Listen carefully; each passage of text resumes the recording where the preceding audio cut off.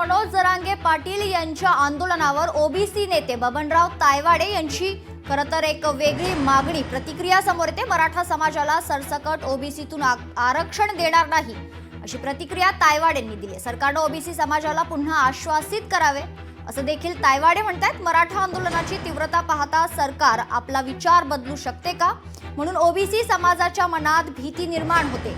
आमच्यावर अन्याय होणार का ही दहशत सामान्य ओबीसी समाजाच्या मनात निर्माण झाली आहे। त्यामुळे सरकारनं ओबीसी समाजाला पुन्हा आश्वासित करावे अशी मागणी ओबीसी नेते बबनराव तायवाडे यांनी केली।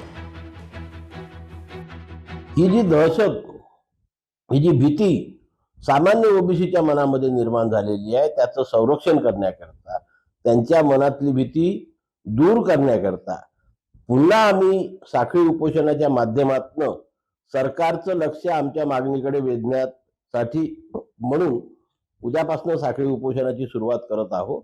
आणि सरकारला एक निवेदन देऊन आम्ही मागणी करणार आहोत की आपण आम्हाला यापूर्वी जसं आश्वासित केलं, लिहून दिलेलं आहे की मराठा जातीला ओबीसीतनं आरक्षण देणार नाही, ओबीसीच्या आरक्षणाला धक्का लावणार नाही आणि कागदपत्र असल्याशिवाय आम्ही सरसकट कुटुंबांचे प्रमाणपत्र देणार नाही। एकदा या बाबीवरती आपण शिक्कामोर्तब करावा आणि ओबीसीच्या सामान्य माणसाला धीर द्यावा, हीच आमची प्रमुख मागणी राहणार आहे।